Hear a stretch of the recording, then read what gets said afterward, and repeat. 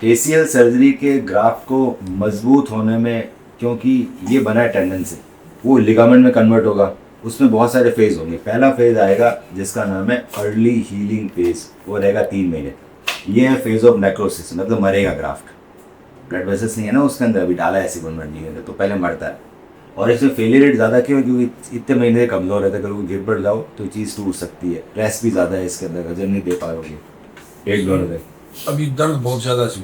हाँ, क्योंकि मैंने आवाज ज्यादा होती है, कट कट की आवाज आती है। आपका ACL टूटे हुए टाइम हो गया, वो 3 दिनों से घुटना घिस रहा था, कार्टिलेज भी खराब हुआ है, मैंने इसका भी फट गया, वो दोनों भी ठीक करेंगे।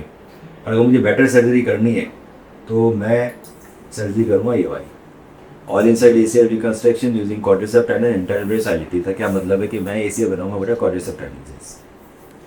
इसका इसलिए बनाते हैं क्योंकि इसका टूटता नहीं है, ये हैमस्ट्रिंग से ज़्यादा मजबूत है, ये सबसे मजबूत ग्राफ्ट है। कुछ स्टडीज दिखाओ, री रप्चर रेट हैमस्ट्रिंग की रहती है, क्वाड्रिसेप्स की नहीं रहती है। क्वाड्रिसेप्स लो, री रप्चर, तो दुनिया भर में अब लोग इसी का बना, ये बाकी लोग क्यों नहीं कर रहे हैं? क्योंकि ये नया है। इसका जो बटन है वो भी 2019 में आया। निकालने के लिए हमें चाहिए होता क्वाड पुट एनालिसिस में इससे निकालता है हमें ना, एक ही मोटा निकलता है, पतले दूल्हे नहीं निकलते। 79 से ही चालू है, क्वाड्रिसेप्स लोग कर रहे हैं। अब मैंने ग्राफ तो ना निकाल लिया 11 mm का, पर मैंने 6 से भी इतना छोटा किया, तो आपको दर्द कम होगा। इसको ऑल इनसाइड बोलता है क्लिप बटन।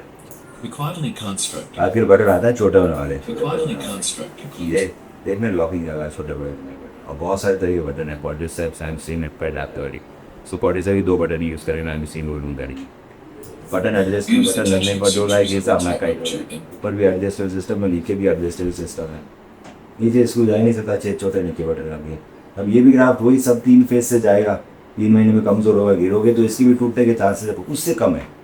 तो उसको बचने के लिए हम क्या करेंगे, अंदर ही ब्रेस लगा देंगे, इंटरनल ब्रेस को। उसके लिए चाहिए फाइबर टेप और एंकर, ये दो चीज़ें लगी तो अंदर ही ब्रेस लगे बेटा। अब अंदर ब्रेस लगने से आपको फ़ायदा क्या मिलता है?